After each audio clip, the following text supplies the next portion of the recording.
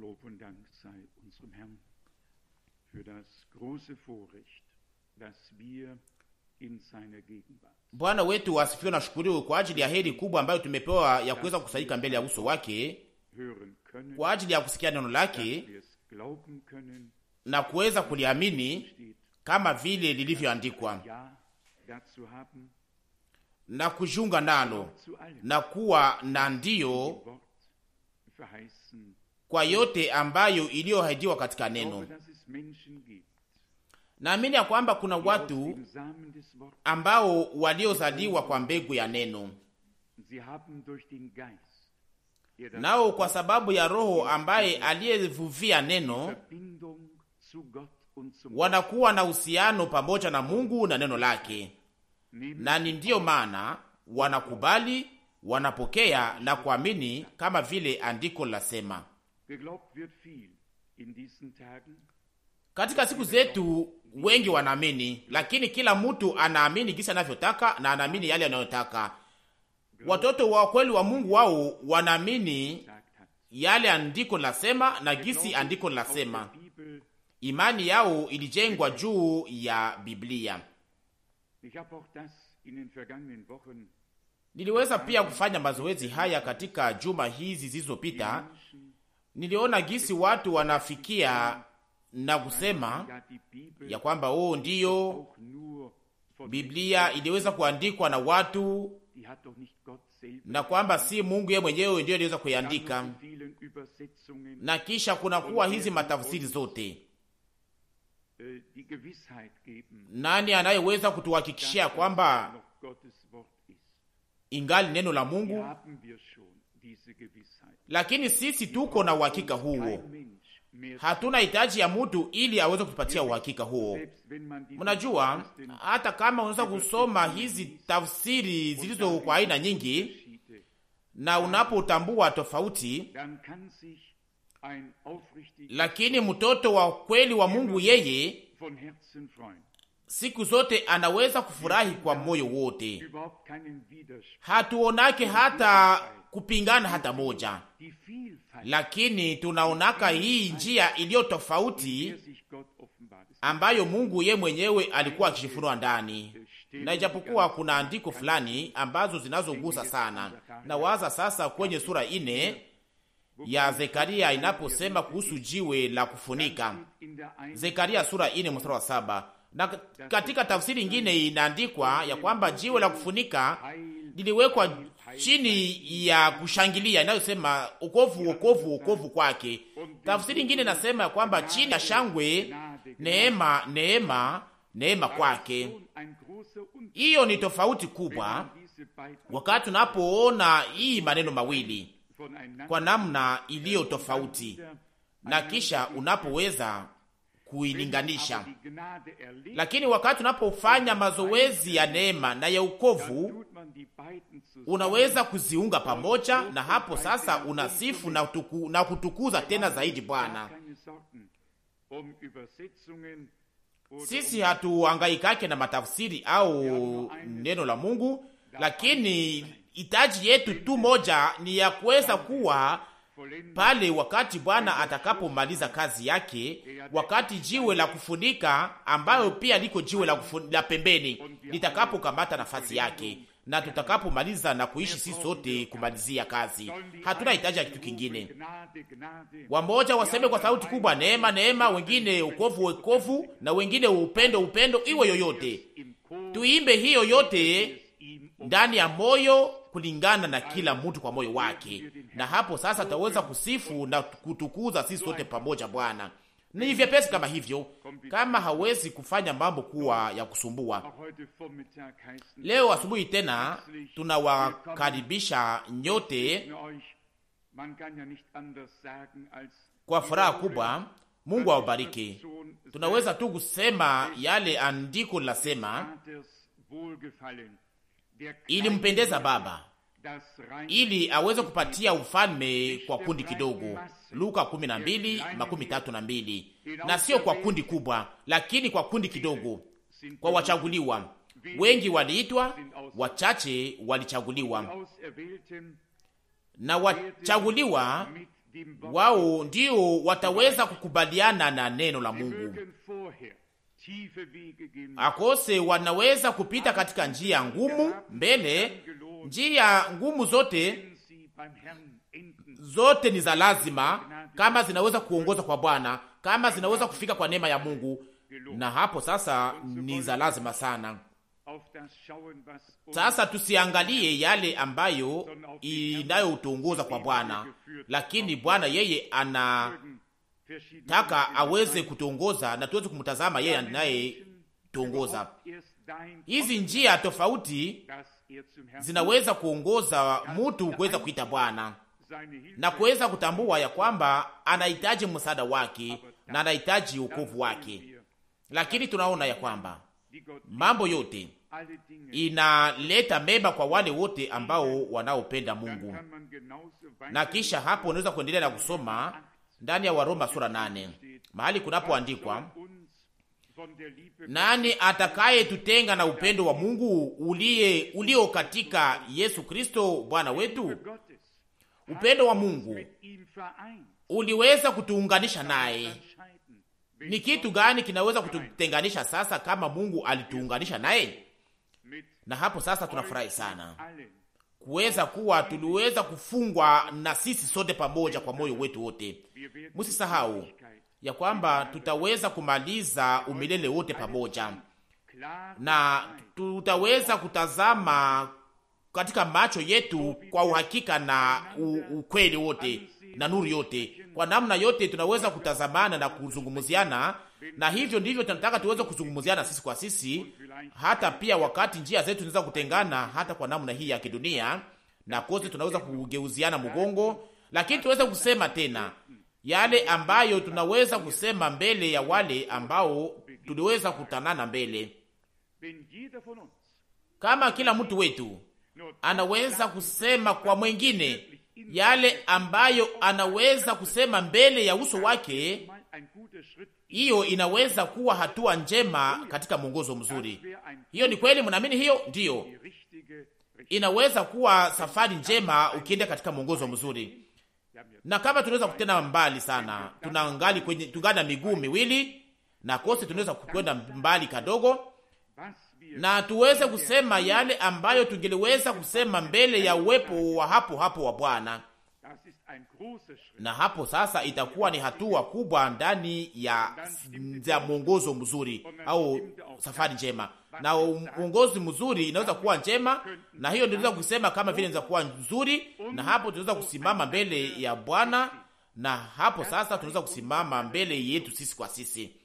Na hiyo iwe matamshi yetu sisi sote, na sio kuweza kuiwazia tu kwa juujuu, lakini kuweza kusema kutoka kilindi chetu sisi wenyewe na kusema, Bwana, utufanye watu ambao wanaotembea katika njia zako, ambao wanaokubaliana pamoja na wewe na neno lako. Nani aliweza kuniambia jana, ndugu Frank, ni kama vile kibendeti ambayo inayofungwa katika nyumba iliyo ndani maneno au mashahiri za Biblia, lakini alisema kama mambo yanaweza kufanyika kwa namna iliyo tofauti kuliko yale ambayo hali nasema au matamshi nasema, ninaweza kufanya nini sasa? Hapo sasa naweza kusema tuweze kuwa macho ili tusiweze kufanya hizo manukuu, tusiweze kuzifunga kwenye vivambazi, hata kama zinaweza kuwa za utawa au za hali nzuri, lakini kwanza tuweze kuishi yale ambayo neno la Mungu linasema. Kwa maana kila mtu anaweza kutamka mashahiri au manukuu za kibiblia, na unaweza kukamata manukuu za Biblia na kuweza kuzifunga kwenye kibambazi cha nyumba, wakati unapoingia hata kwenye nyumba juu ya mlango, na kuweza kuingia katika nyumba yote unapamba hizo mashahiri za Biblia na manukuu za Biblia. Hiyo yote ina faida, lakini Mungu atupatie neema, lakini hizo zote zisiweze kuwa pali, lakini tuweze kuwa zimeingizwa ndani yetu, tuweze kukubaliana na Bwana. Ningetaka niweze kuzungumza leo kuhusu wazo ambalo tuliweza kuzungumza juu yake jana jioni, inayohusu huduma ya ukuhani. Jana tuliweza kuzungumza kuhusu Zaburi 73, Zaburi 73, na niweza kusoma mchana andiko ya Biblia ndani ya tafsiri ya Luteri, ndani ya Matendo ya Mitume sura 23. Ningetaka sasa kuweza kuisoma tena hapa ndani ya Biblia ya Luteri, Matendo ya Mitume sura 23. Tunasoma hapa mstari wa kwanza. Na Paulo akitazama wakubwa wa baraza alisema, ndugu zangu, nimeishi mbele ya Mungu kwa dhamiri safi kabisa hata leo. Mstari wa pili. Na Anania kuhani mkubwa aliamuru wale waliosimama karibu kumupiga kinywa chake. Mstari wa tatu. Pale pale Paulo alimwambia, Mungu atakupiga wewe, ukuta uliopakaliwa makesi. Wewe umeketi ni kuhukumu kwa sheria, nawe unakosea sheria kwa kuamuru nipigwe. Mstari wa nne. Nao waliosimama karibu wakasema, unatukana kuhani mkubwa wa Mungu. Mstari wa tano. Paulo akasema, sikujua ndugu zangu ya kuwa yeye ni kuhani mkubwa, maana imeandikwa, usiseme mabaya juu ya mkubwa wa watu wako. Tazama hili neno. Tutaweza kurudia tena kidogo juu ya sehemu ya mawazo hii yetu, tutaweza kutosha ndani funzo. Yale tunayopata hapa ni kigeni sana. Mnajua katika Agano la Kale Mungu alikuwa ameweka makuhani, alikuwa na kuhani mkubwa, na wakuhani walikuwa wakitimiza kazi ya ukuhani, na pia hata kuhani mkubwa ambaye alipaswa kuingia katika mahali patakatifu mara moja tu kwa mwaka, akiwa na damu na damu ya kutoa kama vile zabihu. Na huyo kuhani mkubwa ndiye aliagiza ili waweze kupiga Paulo kwenye kinywa chake.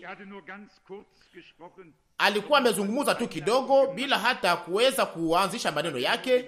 Alikuwa amekwisha kusema tu kwenye baraza ya wakubwa hao wa baraza wakubwa ya kwamba kama vile wapendwa ndugu zangu, nimeishi mbele ya Mungu kwa dhamiri safi kabisa hata leo mbele ya Mungu. Ilikuwa imemalizika. Wakati aliposema hivyo, mbele yao walikuwa hawako na uhusiano pamoja na Mungu. Mbele ya macho yao alikuwa amekuwa kama vile anaharibisha yote ambayo Mungu alikuwa amekwisha kuagiza. Alikuwa amekwisha kuonyesha mambo ya Agano la Kale kama vile imekwisha kuvuka, na kisha alikuwa anaanza kutangaza mambo mapya, na kisha alikuwa ameingiza hapo uhusiano ya Agano Jipya. Na hapo sasa kulikuwa wale walikuwa kwa pale wakifungana na Agano la Kale, na kisha walikuwa wakihukumu mambo yote kulingana na yale ambayo walikuwa wakijua mpaka wakati ule, bila hata kuwa na uongozo au kuwa na mwongozo, bila kwenda mbali, ili waweze kujua ya kwamba Agano Jipya na wakati mpya ilikuwa imeanza. Tunaweza kuanza na kuchunguza hii wakati wote katika hii habari yote ya hizi madhehebu zote za mashirika zote za kimadhehebu. Watu wanaongozwa katika mambo yote ambayo ilikuwa ikijulikana tangu zamani na hizi madesturi, na kisha wanakataa yote ambayo Mungu alikuwa akifunua tangu au kwa namna iliyo mpya. Lila tu hiyo mabaki kidogo ambayo Mungu alipatia neema yake ndio waliweza kuikubali. Wakati huo kuhani mkubwa Anania aliposikia Paulo akisema ya kwamba alikuwa ameishi mpaka katika siku hiyo akiwa na dhamiri njema safi mbele ya Mungu, ilikuwa ni mwisho. Akaagiza sasa wale ambao walikuwa wakisimama karibu yake ili waweze kumupiga kwenye kinywa chake, kwenye kinywa. Ilikuwa kama vile haistahili kwake, kwa sababu yeye ndiye kwa kikamata hiyo msimamo, ulikuwa na mamlaka na sio Paulo. Lakini kwa wakati huo mbele ya Mungu mambo yote ilikuwa tofauti. Mmoja alikuwa amevukwa na mwingine alikuwa akionyeshwa kama vile aliyekuwa wa kweli na kuingia katika kazi. Hataki kuweza kuingia katika maelezo ya mambo haya, kwa maana iliyo ya lazima inayofuata hapa ni ya lazima sana. Lakini andiko hapa kwenye mstari wa 3, lakini Paulo akasema kwa sauti kubwa, Mungu atakupiga. Ya kwamba ukuta uliopakaliwa kubakasi makesi. Lakini Paulo alikuwa ni nani? Paulo alikuwa ni nani? Yeye alisema kwamba Mungu atakupiga wewe ukuta uliopakaliwa makesi. Lakini hiyo ilikuwa ni mazungumzo yake hapo hapo. Lakini mimi siko mhukumu au mwamuzi, lakini wale wote wanaobaki kwa namna ya kiroho bila kutikisika wataweza kukufa. Na hii mambo yote nayo tumikishwa kwa kuweza kutengeneza vibambazi maukuta na kuweza kupakaa, hiyo mambo yote haitaweza kusaidia hata kitu moja. Inayokubaliwa na kuhesabilika ni yale iliyo ndani ya mtu, na sio hali ya nje, na sio mambo ya kupakaa kwa nje, lakini ndani. Na hiyo ya ndani inaweza kuwa tu kama inaweza kuwa ya kweli kama inatoka kwa Mungu, na hapo sasa nayo itaweza kukubaliana na neno lake.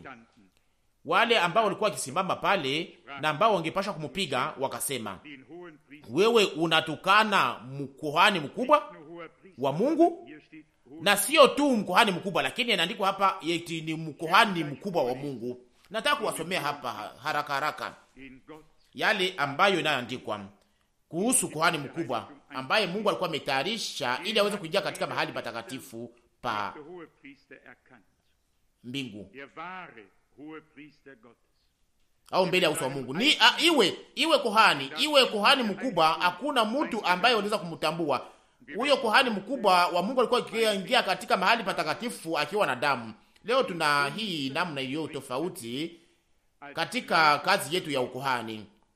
Sisi kama vile waamini inaweza kuwa kama vile ya kweli mbele ya Mungu, kazi yetu ya ukuhani mbele ya Mungu, na sio kama vile maukuta yaliyopakaliwa, na sio kama vile makaburi zinazojaa mifupa, lakini kama vile waliofanya kuwa hai, kama vile waliozaliwa upya, kama vile watoto, watu ambao waweza kupata neema ya Mungu, kama vile watu ambao walio na kazi mbele ya uso wa Mungu. Hapa tazama yale ambayo mstari wa 5 nasema, ambayo nitaka kusoma.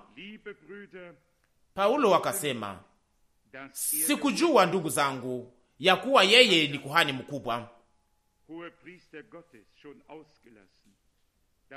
Pale alikuwa amekwisha kutosha hile neno ya kwamba mkohani wa Mungu. Hapo akasema kwamba sikujua kwamba ni kuhani mkubwa. Hakusema kuhani mkuu wa Mungu, kwa maana imeandikwa ya kwamba usitukane au usiseme mabaya juu ya mkubwa wa watu wako. Ilikuwa kijua yale ilikuwa andikwa katika Kutoka 22 mstari 27.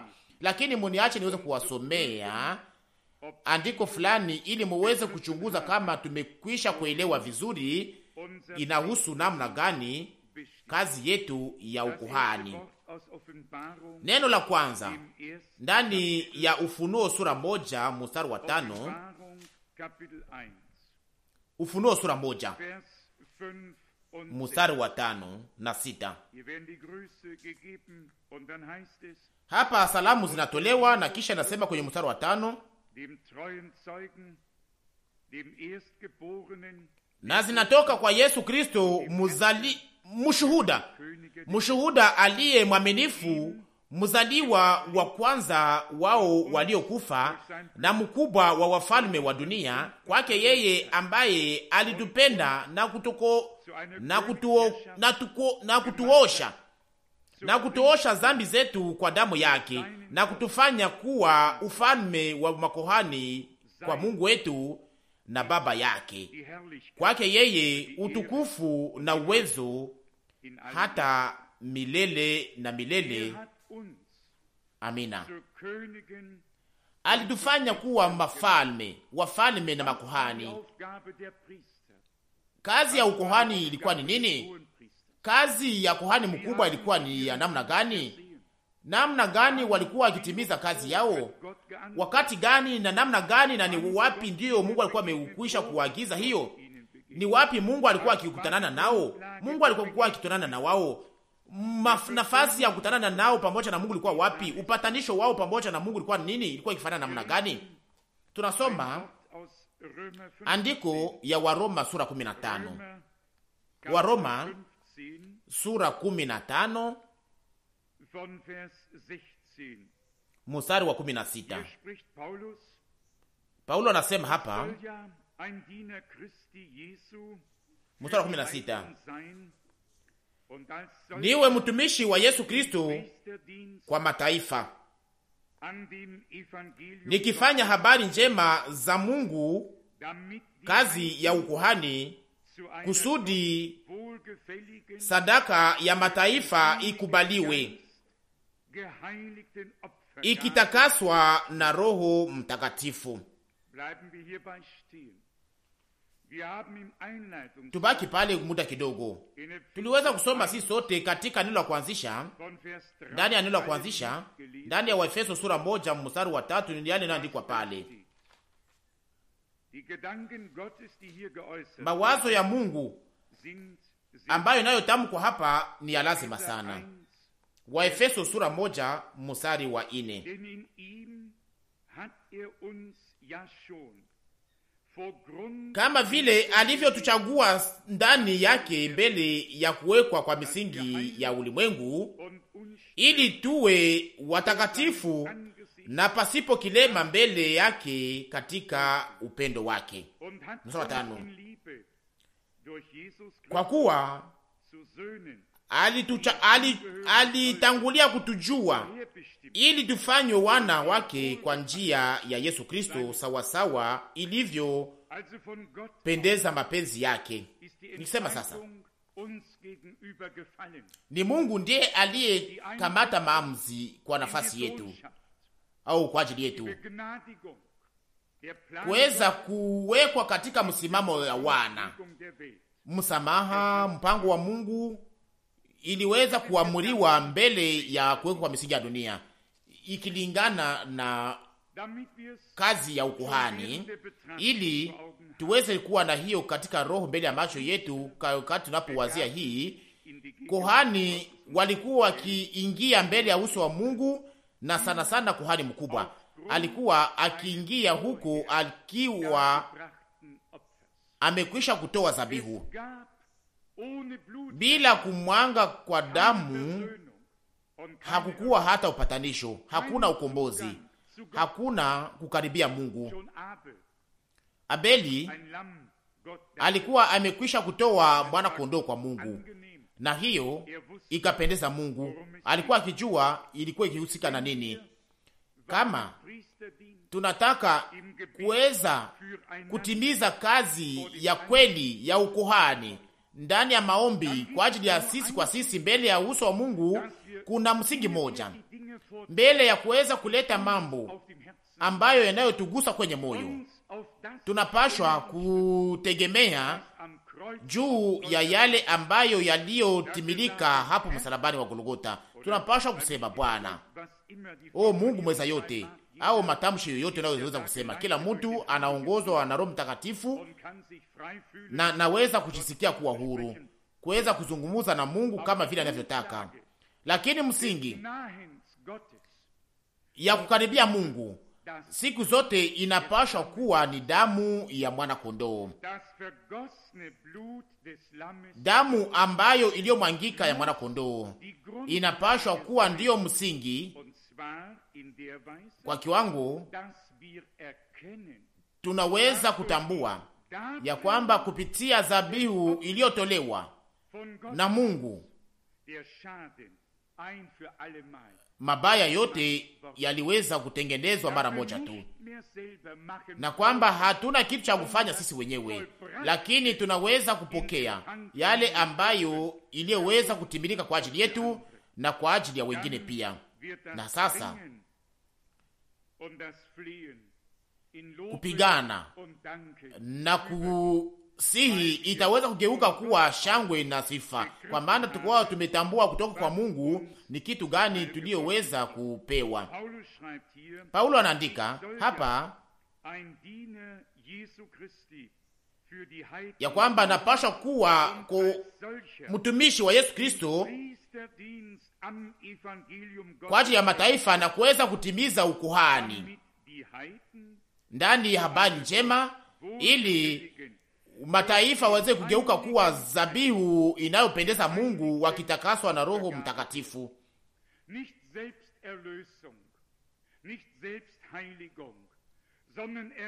Na sio ukombozi ambayo tunayotimiza sisi wenyewe, ukombozi ambayo tunayotimiza sisi wenyewe, hapana, lakini ukombozi inayomwangika kupitia damu ya mwana kondoo iliyotakaswa na Roho na neno la Mungu na kufunuliwa na Roho wa Mungu, kama vile andiko neno Waefeso sura 5:26, wakitakaswa katika neno la Roho na maji ya neno. Na hiyo mambo mawili inatembea pamoja. Tuingie katika barua kwa Waebrania inayosema mambo mengi kuhusu maneno hayo,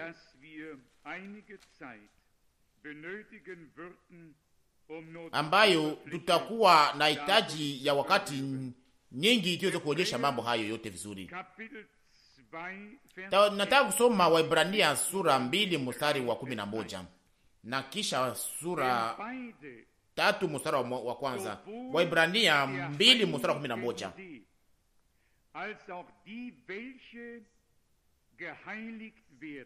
Maana mwenye kutakasa nao wenye kutakaswa wote pia wanatoka kwa mmoja. Kwa sababu hii haoni haya kuwaita ndugu zake.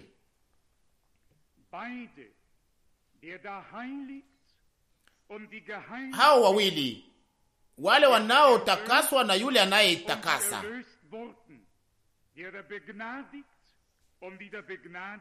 yule anayekomboa na wale waliokombolewa, wale waliopata neema, wale wanaotoa yule anayetoa neema na wanaopata neema, yule anayesamehe na wale wanaosamehewa, ndani ya neno moja, ndani ya Roho moja, wako na Baba moja, na wale wote kupitia neno moja na Roho moja, watoto wote wa Mungu walizaliwa na huyo mmoja.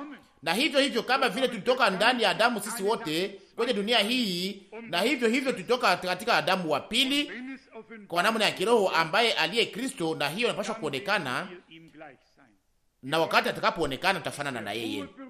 Tusipoteze kuona hii mwito ukubwa ambayo iliyo mbele yetu, na hii lengo iliyo ya bei kubwa iliyo kwa ajili yetu. Waebrania sura 3 mstari wa kwanza. Kwa sababu ile, ndugu watakatifu wenye kushiriki mwito wa mbinguni, mufikiri sana Yesu mtume na kuhani mkubwa wa imani ambayo tunakiri. Mstari wa pili. Aliyekuwa mwaminifu kwake yeye aliyemweka, kama Musa alivyokuwa katika nyumba yote ya Mungu. Tunapaswa kuweka macho yetu juu ya Yesu aliye kuhani mkubwa wa kukiri kwa imani yetu. Sasa kunafanyika nini ndani yetu wakati tunapoweza kuweka macho yetu na sio tu juu ya Yesu, lakini juu ya Yesu yeye kama vile kuhani mkubwa? Wengi leo wanazungumza kuhusu Yesu, wengi wanazungumza kuhusu Kristo. Papa anasema huko Bombe ya kwamba Kristo iko katika madhehebu zote. Kunafanyika nini ndani yetu wakati tunapoalikwa ili tuweze kutazama Yesu Kristo, tuweze kumtazama yeye kama vile kuhani mkubwa wa kukiri kwetu? Kunafanyika nini sasa? Tunapaswa kumutazama ndani ya yale aliyofanya yeye kama vile kuhani mkubwa. Tunapaswa kumwona kama vile kuhani mkubwa ambaye aliyetoa zabihu ya kweli, zabihu kwa ajili ya wote. Anangoja ili kuhani mkubwa aweze kuingia katika mahali pa mbingu ili aweze kutoa damu yake mwenyewe kwa ajili ya kuweza kutupatia ukombozi unaodumu milele na milele. Tutaweza kurudi juu ya hayo katika muda mfupi. Tugeuze mawazo yetu, tugeuze macho yetu kwa Yesu, tugeuze kwa Yesu, tuweze kugeuza macho yetu kwa Yesu, kuhani mkubwa wa kukiri kwetu, nasi tuweze kukiri yale ambayo aliyofanya kwa ajili yetu, nasi tunayamini kwa moyo wetu wote na kwa nafsi yetu yote. Unaweza sasa, tunaweza kusoma katika Waebrania sura 4 ahadi ya kuingia katika pumziko ambayo haijatimilika, na kwamba Mungu aliweka tena wakati ingine, aliweka leo ingine, lakini tunaendelea hapa haraka haraka. Waebrania sura 4 na sasa mstari wa 14. Waebrania 4 mstari wa 14.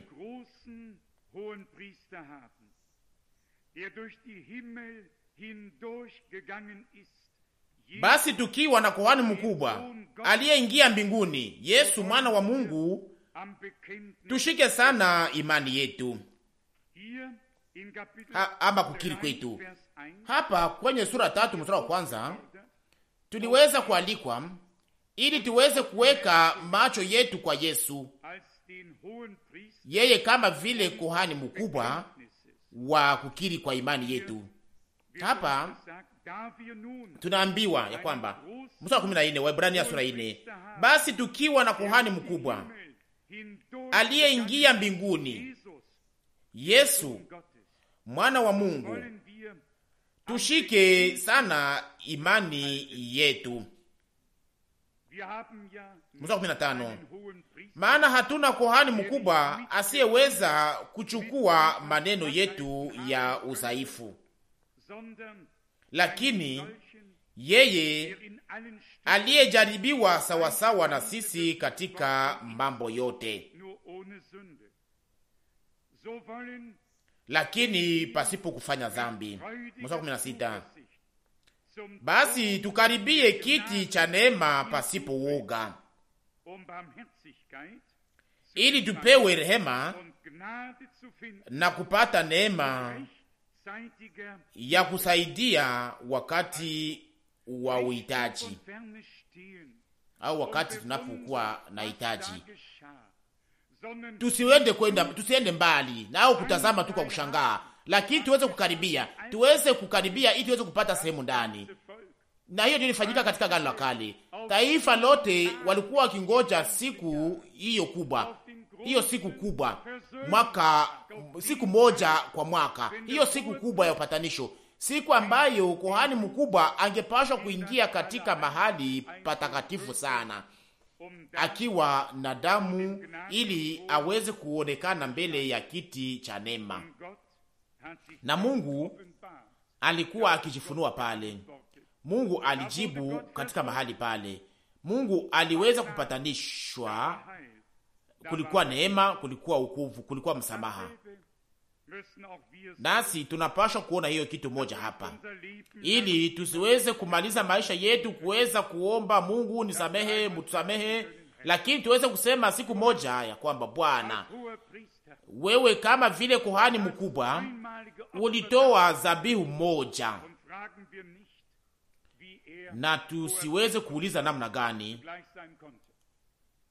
anaweza kuwa mara moja kuhani mkubwa na kisha tena mwana kondoo. Lakini yeye alikuwa ni mwana kondoo wa Mungu aliyetolewa, na yeye pia iko kuhani mkubwa ambaye aliyeweza kuitoa. Sasa tusiulize sasa namna gani anaweza kujifunua mbinguni kama vile Baba, na kisha hapa duniani kama vile Mwana, na ndani yetu kupitia Roho Mtakatifu. Lakini tushukuru Mungu kwa sababu hayo yaliweza kufika. Hatuwezi kueleza mambo hayo makubwa ndiyo ya ajabu pia. Namna gani anaweza kuwa kwa mara moja kuhani mkubwa na tena mwana kondoo? Namna gani anaweza kuwa mwana wa Mungu, mwana wa Daudi, mwana wa mtu, mfalme, kuhani na nabii? Yeye iko yote ndani ya wote. Heri mtu ambaye asiyeweza kukwaa juu yake na asiyeweza kukarika kwa ajili yake, lakini anayeweza kupata ndani yake mponyaji, anayepata wokovu, anayepata neema. Hapo sasa tuna kuhani mkubwa ambaye aliyeingia katika mbingu. Mnaweza kusoma ndani ya Wafilipi na Wakolosai, wakati alipokuwa amekwisha kutoa dhabihu juu ya mlima wa Golgota na alipofufuka, Mungu alimweka juu ya yote na akampa jina lililo juu ya majina zote, na katika jina hilo kila goti litapigwa na kila ulimi utakiri ya kwamba yeye ni Bwana. Leo amewekwa juu ya yote. Kwa wakati ule aliwekwa juu na kunyakuliwa, akawekwa katika akatoshwa, akawekwa juu katika kwenye msalaba, lakini sasa akawekwa kwenye msalaba katika haya, lakini sasa aliweza kunyakuliwa huko juu, kama vile andikwa katika barua kwa Ibrania, akapewa jina leo juu ya majina zote. Na hiyo ina maana kubwa kwa ajili yetu iliyo ya kipekee. Yeye ndiye aliye kuhani mkubwa wa kweli, kuhani mkubwa ambaye aliyetaka kuweza kunyamazisha Paulo wakati alipotaka kusema. Huyo alikuwa ni kuhani mkubwa wa kimutu tu, ambaye hakuweza kuelewa ya kwamba Mungu alikuwa amekwisha kuweka mtu mwingine, ni kusema kuhani mkubwa kulingana na msimamo wa Melkisedeki, na si kuhani kama vile mfano wa Aroni. Kwa wakati ule hawakuweza kuelewa lengo ya Zaburi 110 ya kwamba wewe ni kuhani kwa kiwango cha Melkisedeki. Walikuwa wajue namna gani ya kupanga hiyo. Leo tunaweza kutazama nyuma na kusema, Bwana,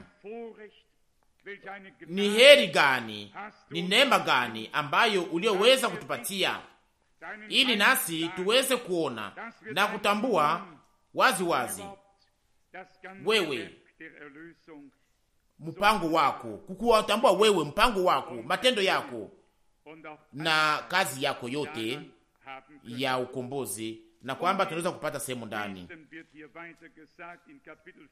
Sura 5 mstari wa 2 inayosema kuhusu pia huyo kuhani.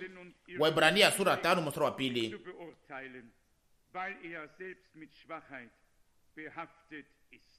anayeweza kuvumilia nao wasiojua na wenye kupotea, kwa sababu yeye mwenyewe ni katika hali ya udhaifu. Hatuwezi kusoma mambo yote. Unaweza kusoma andiko ingine ya Zaburi 110 na kusoma shairi fulani. Zaburi 110.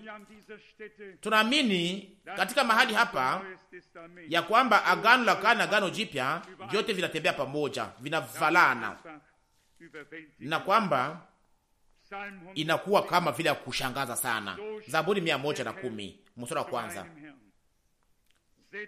Bwana anamwambia Bwana wangu, uketi kwa mkono wangu wa kuume, hata nifanye adui zako kuwa chini au kiti cha miguu yangu.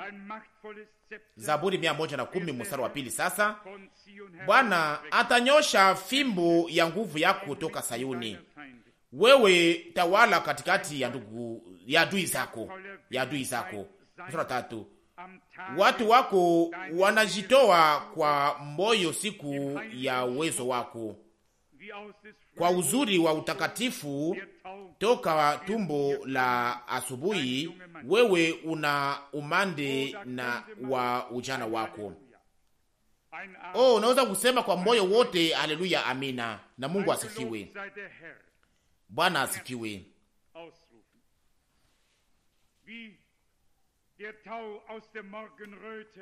Kama vile umande wa asubuhi, hapa kundi ya ujana inapaswa kuonekana. Na hapa inasema kwenye kwamba mstari wa 3, watu wako wanajitoa kwa moyo siku ya uwezo wako, siku ambayo Mungu alidiweka, siku ambayo Mungu alitayarisha, katika muda mfupi ambayo Mungu alitayarisha, ili aweze kuonyesha ushindi wa mwisho pamoja na taifa lake.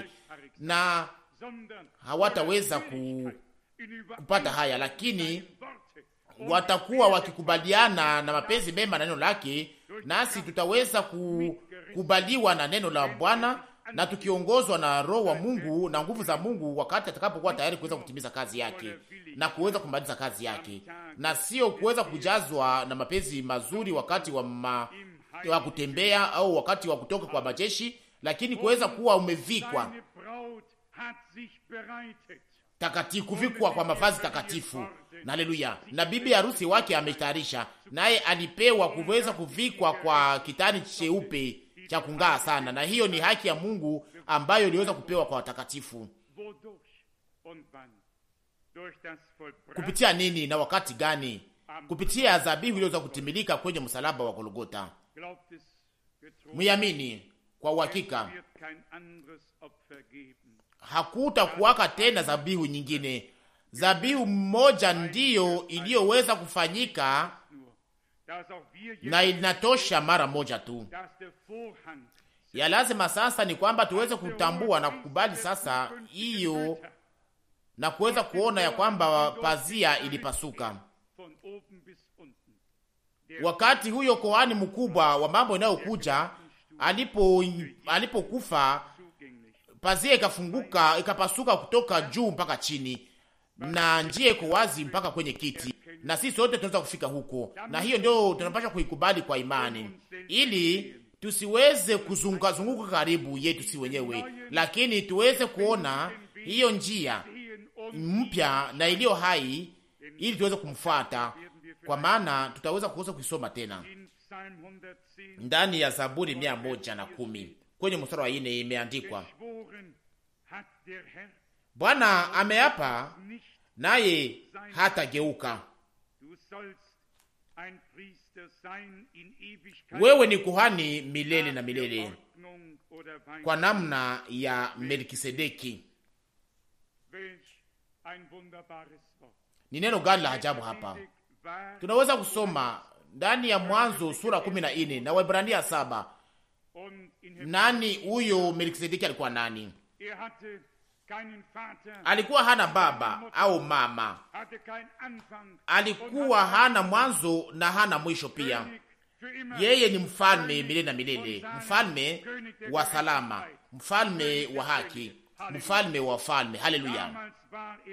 Katika wakati ule alikuwa bado kuwa mtu, katika wakati ule alikuwa bado kuzaliwa kama vile mwana, na ndiyo maana alikuwa hana baba na hana mama.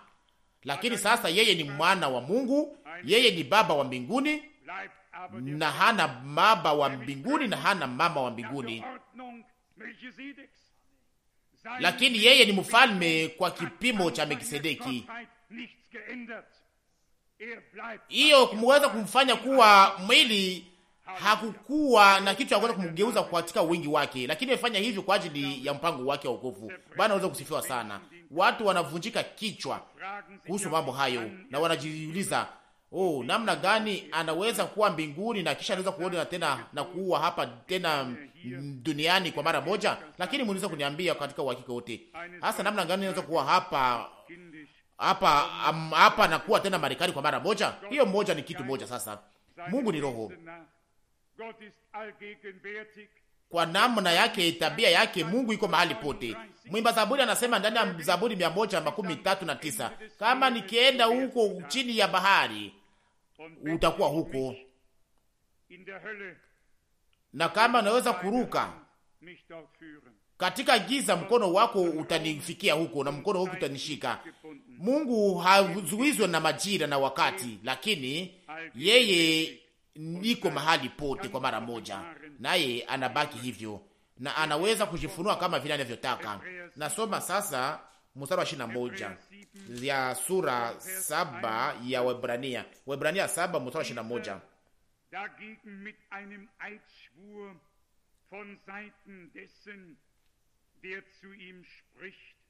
Maana wale wengine walikuwa makohani pasipo kiapo, lakini yeye pamoja na kiapo kwa yeye ambaye alimwambia, basi ameapa naye hatageuka, wewe ni kohani hata milele na milele, kwa mfano wa Melkisedeki. Mstari 22, kwa kadiri hii Yesu amekuwa mzamini wa agano lililo nzuri zaidi. Msimamizi ni wa namna gani? Msimamizi yeye ni mtu ambaye iko pale, iko msimamizi ya mambo yote. Sasa kama mimi nina usimamizi na kama ninaweza kuwa msimamizi na kisha mtu ananunua vitu fulani mamilioni na kisha nakuwa msimamizi wa mambo hayo ambayo iliweza kununuliwa ili niweze kutoa ulinzi wa mambo hayo, mnaweza kuniamini. Mungu mweza yote ana ujao, yeye angeliweza kushikamata kama vile msimamizi wa mambo yote ya yale ambayo tuliyoweza kupewa ndani ya Yesu Kristo. Msiwaze ya kwamba Mungu angeliweza siku moja kusema kwamba ameshindwa au kushindika au kuleta mambo ya kushindwa, lakini Mungu yeye ana ujao, alijifanya kuwa msimamizi wa mambo yote ambayo tuliweza kupewa katika agano jipya. Namna gani sasa imani yetu ingelipashwa sasa kupanda tena juu sana, na tungeliweza kusema, Bwana Mungu mweza yote, wa muumba mbingu na dunia, wewe unashika yote, na yote ambayo uliyosema na kuahidi, wewe unasimama nyuma yake. Yale yote uliyotuahidi katika agano jipya na yote ambayo uliyotupatia kwa neema, ulibaki na kusimama kuwa msimamizi wa hayo, ili hiyo tuweze kuipewa, ili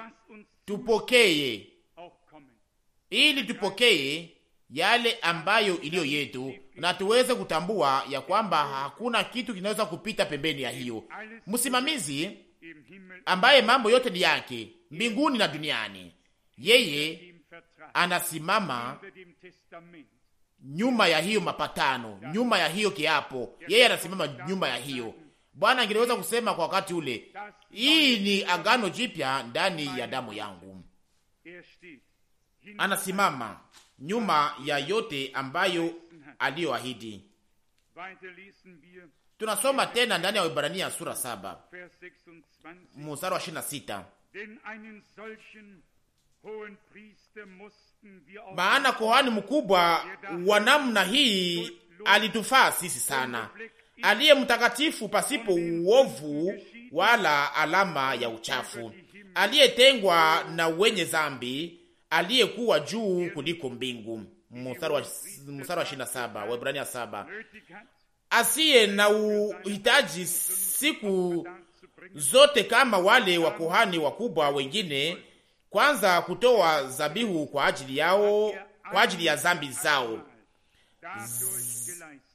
kwa ajili ya zambi zake mwenyewe, kisha kwa ajili ya zambi za watu, maana yeye alifanya hivi mara moja wakati alipojitoa mwenyewe. Mstari 28. Maana torati inaweka watu wenye udhaifu kuwa makuhani wakubwa, lakini neno la kiapo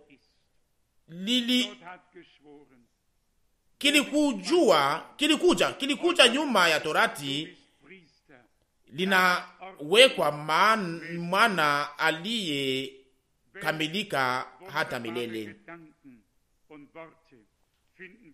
Ona gisi ni mawazo hapa ya ajabu na ya milele hapa, iliyo ya ajabu tunayosoma katika maneno hapa ya kwamba aliwekwa mwana aliyekuwa amekamilika milele na milele ndani yake, na ndani yake na kupitia yeye nasi pia tuliweza kukamilika au kumalizika milele na milele.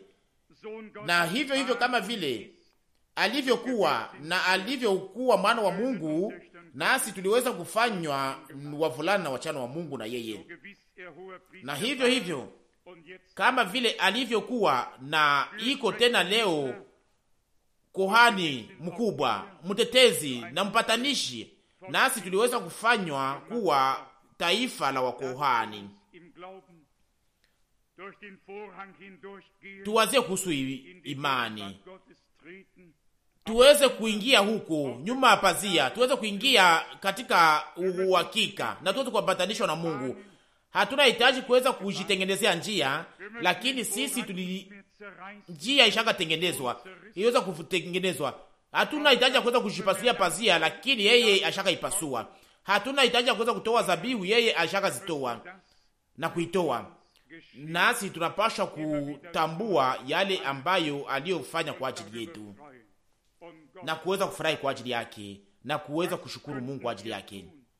Tunaweza kufanya nini sasa? Tungeliweza kutoa nini ili tuweze kupatanishwa pamoja na Mungu? Upatanisho ulishaka fanyika. Wakorintho wa pili sura 5 mstari wa 19. Mungu alikuwa ndani ya Kristo, na sio kwamba atakuwa siku moja, lakini alikuwa ndani ya Kristo na akipatanisha ulimwengu pamoja na yeye mwenyewe.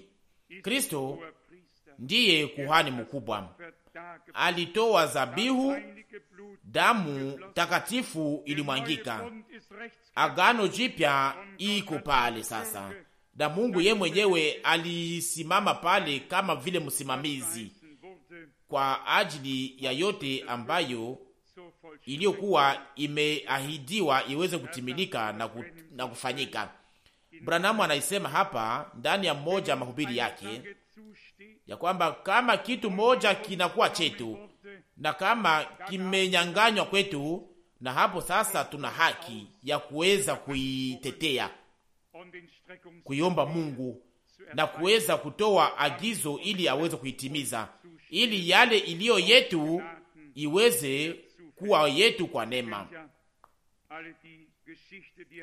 Mnajua nyote habari ambayo iliweza kutangaza na kusema wakati gari ilipoibiwa, watu walikuwa wakitoka katika makusanyiko na gari iliibwa na mambo yote iliyo hapo, na wandugu na wadada wakakuja ili waweze kumupatia habari ya yote ilikuwa imefanyika, na kisha wakapiga magoti, na kisha hapo akaweza kutoa maneno hayo mamoja. Akaona mkono wa Bwana ukikuja juu ya mwizi aliyekuwa ameiba gari hiyo.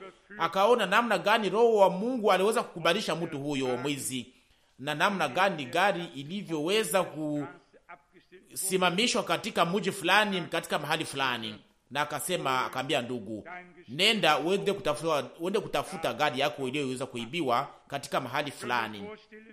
Mnaweza kuwazia kwa kiwango gani hayo iliweza kuwa ya kugusa sana, na ndugu Branham aliweza kukamata hiyo kama vile mfano, ili aweze kuonyesha ya kwamba tuna haki ya kuweza kusamba kwa adui yote ambayo aliyoweza kutunyang'anya na kutuiba. Na hapa sasa inahusu kurudishiwa kwa ujao, kurudishiwa kwa mambo yote ambayo inapaswa kufika kwa mwisho wake katika siku za mwisho, ili yote ambayo adui aliyoiba kwa kanisa yote iweze kurudishwa kwa kanisa, ili nasi, ili kanisa iweze kurudishiwa mambo yote, ili nasi tuweze kusimama tukiwa imara, sisi kama vile kanisa la Mungu aliye hai, kama vile kanisa lilivyoweza kusimama imara kwa mwanzo. Tuendelee kuna kusoma kwetu ndani ya Waebrania sura 9 kutoka mstari wa 11. Waebrania sura 9 mstari wa 11. Lakini Kristo akikwisha kuja kama kuhani mkubwa wa maneno mema yatakayokuja,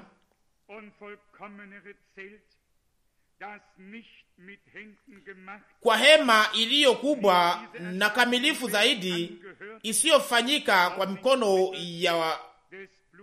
mikono, maana yake isiyo ya ulimwengu huu. Mstari 12. Wala si kwa damu ya mbuzi na makinda ya ng'ombe, lakini kwa damu yake mwenyewe aliingia mara moja tu katika pahali patakatifu, akikwisha kupata ukombozi wa milele. Ni neno gani hapa la ajabu la nguvu! Kuhani mkubwa kulingana na kipimo cha Melkisedeki. Huyo kuhani mkubwa wa Mungu aliingia katika mahali patakatifu pa Mungu akiwa na damu takatifu ya mwana kondoo. Mnajua vizuri ya kwamba tunaamini ya kwamba Yesu Kristo alizaliwa na Roho na ndani ya mwili wake mulikuwa damu takatifu, na kwamba damu hiyo takatifu ilimwangika kwa ajili yetu. sisi waamini, hakuna kitu kibaya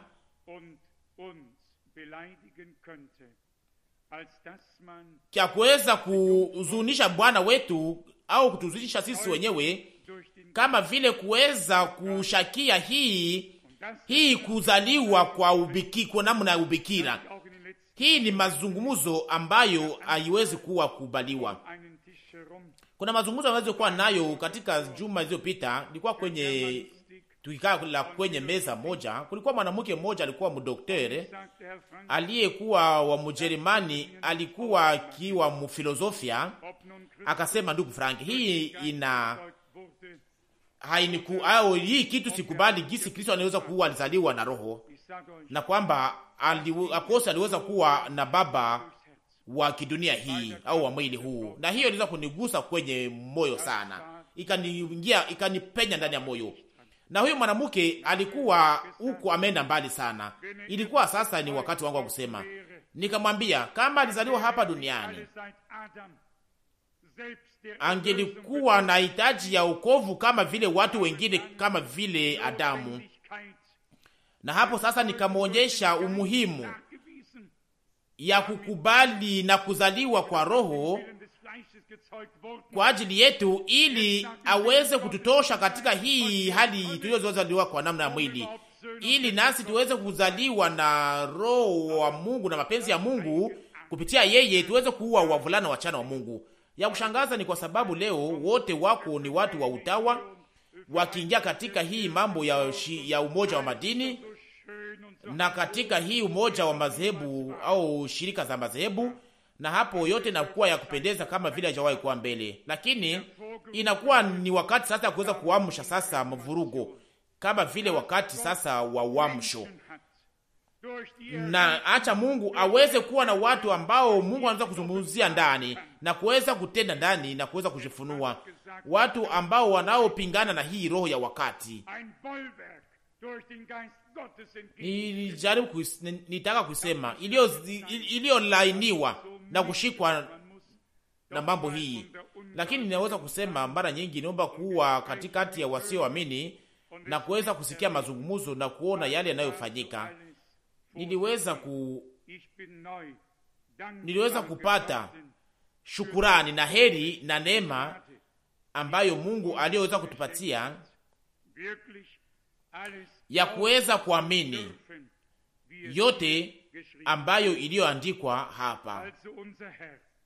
Na hivyo Bwana wetu, yeye kama vile kuhani mkubwa wa mambo yatakayokuja, aliingia mahali patakatifu pa mbingu akiwa na damu yake mwenyewe. Sasa namna gani tunaweza kujionyesha na kusimama mbele ya Mungu? Namna gani tunaweza kuingia mbele ya uso wake? Nani tunapokuwa tukifuata hiyo njia moja ambayo aliyoanza na kufuata, tukifuata njia hiyo mpya iliyo hai, na tukijua ya kwamba ni hapo Golgota ndipo mambo hayo yalifanyika. Ni hapo ndipo damu ilimwangika kwa ajili ya msamaha na upatanisho ya taifa lote la Mungu. Pale kulikuwa mwanzo mpya, mwanzo wa njia mpya iliyo hai ambayo inayoongoza mpaka kwa Mungu. Kwa maana Kristo alitoka ndani ya Mungu na akarudi kwa Mungu, lakini alituingiza nasi, akatuchukua pamoja naye na akatuchukua kwa Mungu pamoja naye. Yote iliyokuwa ndani ya Mungu milele na milele, au wale wote waliokuwa pamoja na Mungu milele na milele, wale wote waliokuwa wamekwisha wakatoshwa katika mambo ya dunia hii na wakafanya kuwa wasioweza kufa ndani ya Mungu, wakafanya wa milele, kwa sababu tulikuwa pale pamoja na Mungu wakati wa muda au nyakati ilikuwa bado kwanza. Na ni hapo ndipo Yesu aliweza kuisema kwa namna ya kimajabu akisema, wale wote ambao Baba alionipa watakuja kwangu wote, kama vile tulivyosoma ndani ya neno la kuanzisha. Alituchagua mbele ya kuwekwa kwa misingi ya dunia ili tuweze kuwa wavulana wake na wasichana wake, na ili tuweze kusimama mbele yake ndani ya utakatifu, na sio jana au mwaka mmoja iliyopita, lakini milele na milele yote. Ndimo aliweza kupanga mpango huu pamoja na taifa lake, nasi tunaweza kuwa sehemu ya yale aliyotimiza, ni kusema kazi ya mikono yake, waliozaliwa na Roho kama vile yeye mwenyewe alivyozaliwa. Injili ya Yohana nasema nini kwenye sura 1? Wasiozaliwa kwa mapenzi ya mtu au kwa damu ya mtu, lakini walizaliwa na Mungu. Yohana 1:13. Yule aliyezaliwa na Mungu anashinda dunia, na ushindi unaoshinda dunia ni imani yetu, imani ndani ya Yesu Kristo Bwana wetu. Tuikubali leo hiyo, tujiweke juu ya msingi wa kiungu, juu ya yale ambayo tuweza kuwekwa juu yake, juu ya ushindi wa Golgota. Tuweze kuikubali hiyo mara moja kwa ajili yetu, ya kwamba aliingia mahali patakatifu pa mbingu akiwa na damu yake, yeye kama vile kohani mkubwa, ili atufungulie na kututakasia njia iliyo hai na mpya na iliyo hai, ili nasi tuweze kupita, tuweze kuingiza imani yetu katika mahali patakatifu mbele ya uso wa Mungu, na sio imani ndani yetu sisi wenyewe au katika kitu kingine, lakini imani ndani ya Mungu ambaye aliyejifunua kwetu ndani ya Yesu Kristo, imani ambayo inayoleta heri, imani inayoleta heri, imani inayohesabia haki, imani iliyotufungua kutoka laana yote na hukumu yote na kutupatanisha pamoja na Mungu. Paulo alikuwa akisimama mbele ya kuhani mkubwa kwa wakati ule, ambaye aliyekuwa kingali anatimiza kazi yake kulingana na taratibu ya Aroni, lakini alikuwa bado kuelewa ya kwamba Mungu alikuwa amekwisha kutuma na kuweka kuhani mkubwa kulingana na msimamo wa Melkisedeki, ambaye aliyekuwa ametoa dhabihu moja kwa ajili ya wote mara moja tu. Paulo aliweza kusikia ndani ya moyo wake, na wakati mtu huo alipomwambia kwamba mumpige, aliweza kujibu ya kwamba Mungu atakupiga. Ni huzuni gani ambayo inayotushika kwa kilindi cha moyo wetu wakati tunapoona watu wakiwa wakifunikwa na mambo ya kizehebu na mambo ya utawa, waliogeuka kutoka kwa Mungu na lengo yake. Pale sasa hitaji kubwa inapanda ndani yetu,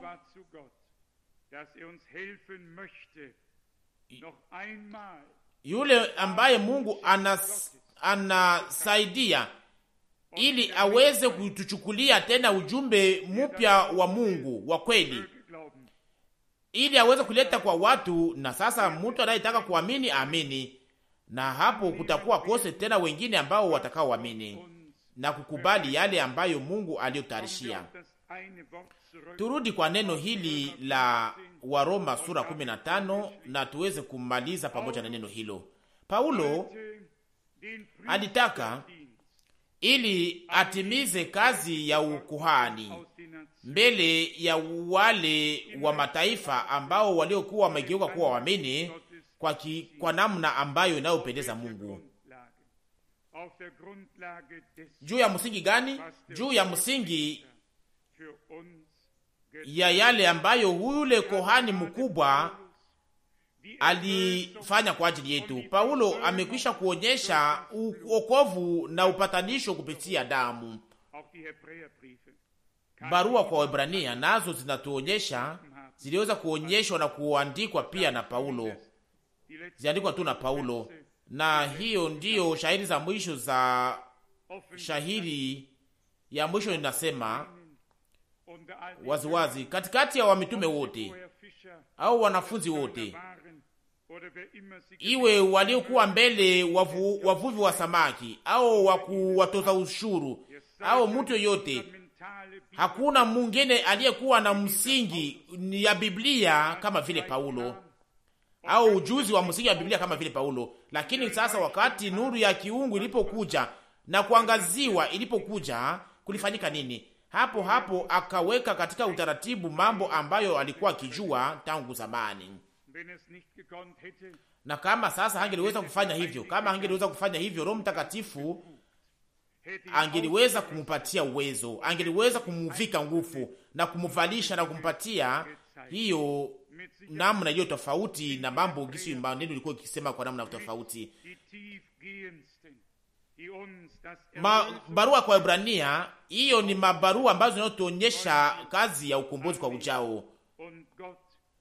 Tuikubali na tushukuru Mungu kwa moyo wote, tukishika kwenye moyo ya kwamba alishakafanya, ilishakatimilika. Hii taifa lote lingepasha kufanya nini waliokuwa wakingoja ili kohani mkubwa aweze kuingia mara moja tu kwa mwaka katika mahali patakatifu sana? Walifanya hiyo, walifanya nini katika wakati ule? Waliweza kushukuru Mungu kwa sababu waliweza kupata upatanisho kwa ajili yao. Hawakusema tena ishakafanyika, hayafanyika. Lakini wao walikuwa imekwisha kufanyika wakati kohani mkubwa alipokuwa ametoka mbele ya pazia, na yote ilikuwa imetengenezwa kwa ajili yao, ilikuwa imefanyika. Sasa tunaweza kusema nini leo? Nyuma, wakati kohani mkubwa mema ambayo inayokuja, yule kohani mkubwa kulingana na kipimo cha Melkisedeki alipoingia mahali patakatifu pa mbingu akiwa na damu yake mwenyewe, wakati pazia ilipopasuka na upatanisho au ukombozi ilipotimilika, na kisha yeye mwenyewe aliweza kutangaza kwenye msalaba ya kwamba yote imekwisha. Sasa tunapaswa kubaki nyuma, tunapaswa kubaki nje tukikata tumaini, bila nguvu, bila uwezo? Hapana, tunapaswa kuingia pamoja naye kwenye njia hiyo mpya na iliyo hai. Na wakati tunapotimiza kazi yetu ya ukuhani, wakati tunapokuwa na mahitaji ya maombi, tunajiweka juu ya uwanja wa ushindi wa Golgotha na tunasema, Bwana wetu, wewe ndiye kohani mkubwa wetu, wewe ulitoa dhabihu kwa ajili yetu, wewe uliingia mahali, wewe uliingia wa kwanza ili nasi tuweze kuingia pamoja na wewe tuweze kukufuata. Na sasa tazama, pazia ilipasuliwa na lengo lifikia kwenye lengo yake, na Mungu akapatanishwa na wanadamu. Tuchunge hiyo milele na milele ndani ya mioyo yetu na ndani ya akili yetu. Mungu ashakaifanya, ilitimilika. Na wakati tunapoonekana hivyo mbele ya Mungu, tukiwa chini ya msingi huo wa ukombozi yotimilika, hatusemake hii itafikaka au namna gani, lakini tunasema ishakatimilika, ishakafanyika. Bwana alikomboa, aliponya, alifungua, alifanya mambo yote vizuri. Na ni juu ya msingi huo ndiyo nasi tunaweza kutimiza kazi ya ukuhani wa kweli. Tuweze kufunga macho juu ya madhaifu na unyonge, na tuweze kusema tu, Bwana asante kwa sababu uliweza kufanya kuwa wakamilifu, na hivyo nasi uliweza kutulinda ili tuweze kufika kwenye lengo pamoja na wewe, na wewe utaifika pamoja na sisi, kila mmoja wetu, na utaifika kwenye lengo pamoja na sisi. Ishakafanyika, tuikubali. Yeye ni kohani mkubwa mwaminifu ambaye anayetuhurumia katika madhaifu yetu. Madhaifu haivunjake nguvu zake, na yale ambayo tunayofanya iliyo kibaya haitaweza hata kuvunja yale aliyofanya iliyo mema. Mungu, Bwana Mungu anashinda kweli kutoka mambo yote. Alitutayarishia hiyo mbele hata kwa kuwekwa misingi ya dunia. Alitubariki ndani ya Kristo kwa baraka zote za mbinguni, naye anatimiza sasa mpango wake wa wokovu mbele ya macho yetu,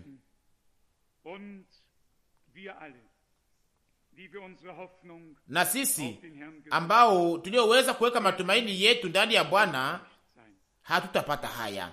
Hapana, wale ambao wanaomtumainia Bwana wana furaha, wanapata bidii mpya na wanashukuru Mungu aliye hai kwa ajili ya neema ambayo tuliopewa, wokovu ya ujao, wokovu ya ujao, kama vile Mungu alivyoitupatia ndani ya Yesu Kristo Bwana wetu. Tumshukuru sasa kwa moyo wote. Amina. Tusimame kwa ajili ya ombi. Tungeliweza kuimba pambio ya nyimbo inayosema kama vile nilivyo, na ni hivyo inapasha kuwa. Kama vile nilivyo, ni hivyo inapasha kuwa, na sio nguvu zangu, lakini nguvu zako. Damu yako inaniosha toka zambi zangu, inaniosha na kuwa safi kutoka zambi. O mwana kondoo wa Mungu, nakuja. Mbele ya kuomba tugunje vichwa. Akose kuna mtu hapa, iwe mtu yoyote ambaye hajaweza kuweka maisha yake ndani ya mikono ya Bwana, ambaye hajaweza kusema kwa uhakika mchana moja na kuweza kutoa ushuhuda huo wakati alipoweza kufanya mazoezi pamoja na Mungu, wakati alipoweza kupata wokovu na neema, msamaha na upatanisho, ndiyo uzima wa milele. Wapendwa wangu, wakati makusanyiko ya kiungu inapofanyika, Mungu anataka tutumikie, anataka aokoe waliopotea, anataka aponye wagonjwa, anataka afungue waliofungwa. Bwana anataka afanye yale alikuwa akifanya kila wakati.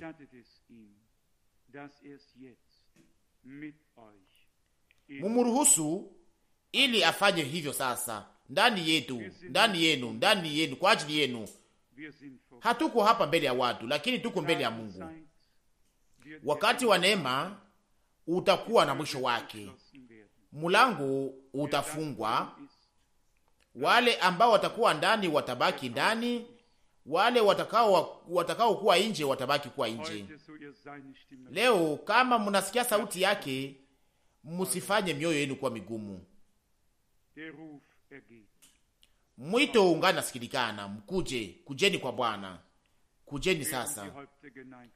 Na wakati vichwa vinapogunjwa na macho kifumbwa, kuna mtu aliye na bidii ya kuweza kunyosha mkono wake polepole tu, ili aweze kuonyesha kwamba nataka kuweza kutakasia maisha yangu kwa Bwana. Kuna mtu hapa?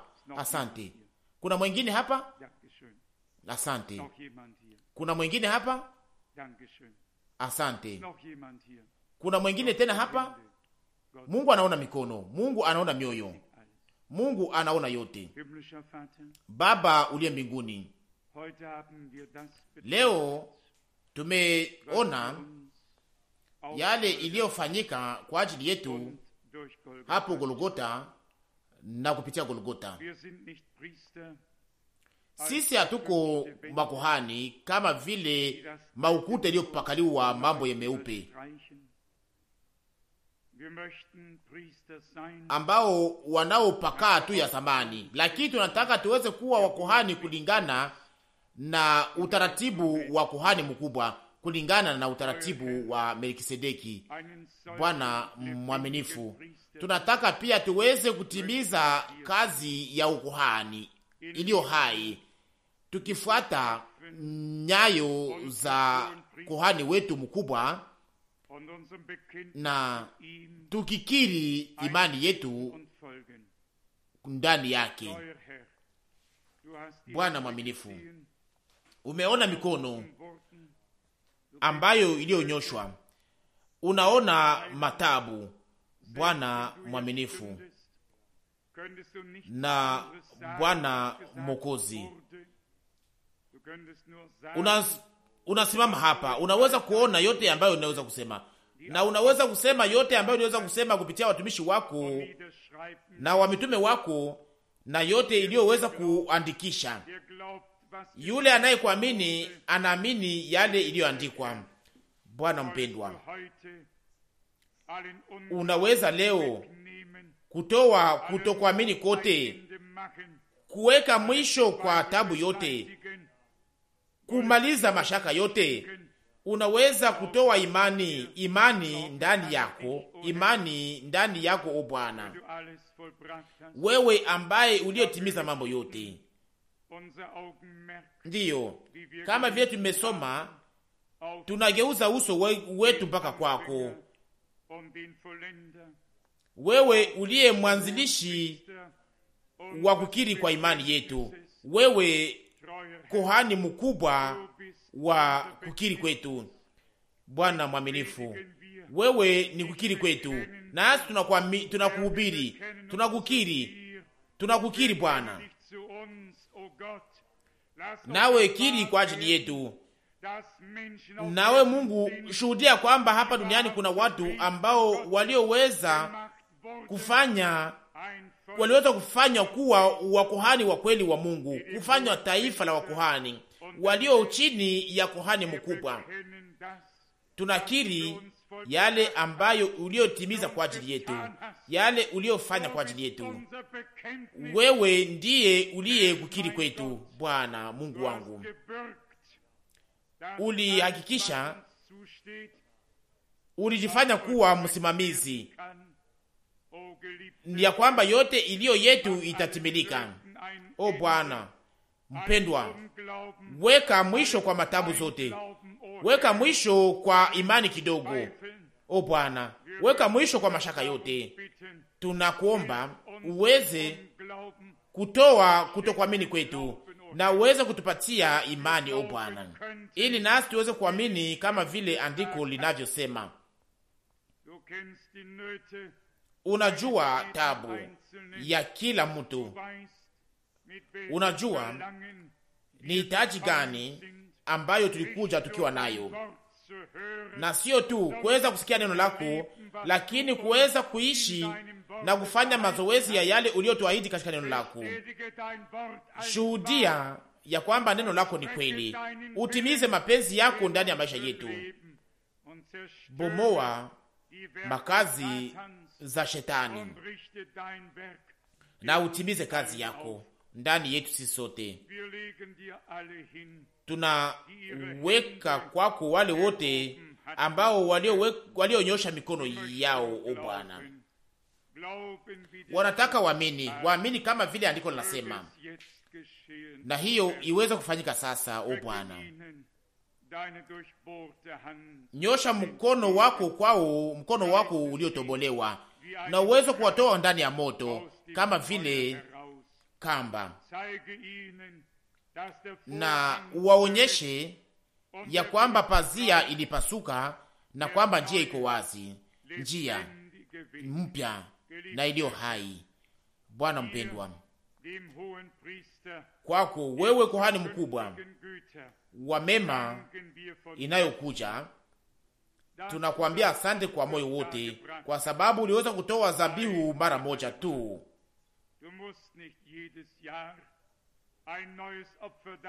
Huna hitaji ya kuweza kutoa kila mwaka dhabihu mpya, lakini tunaamini ya kwamba damu ya kiungu,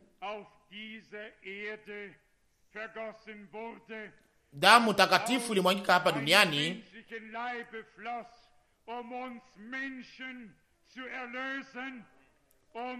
ulivaa mwili wa kimutu na wa kiungu ili uweze kumwaga damu na kutupatia wokovu wa milele, msamaha na heri. Asante kwa sababu ya hii kuona iliyo wazi kuhusu ukombozi wetu, nasi tuko taifa la kiungu. O Bwana mwaminifu, na ni toka huyo Baba mmoja ambaye anayetakasa na wale wote wanaotakaswa. Bwana mwaminifu, haukuwa na haya ya kutuita wa ndugu zako. Ona gisi tungali wanyonge, lakini katika ukamilifu, katika kumalizika, tutafanywa kuwa wa kufanana na wewe, mwana wa Mungu, mzaliwa wa kwanza wake. Tuweze kusifu kwa ajili ya hiyo. Amina.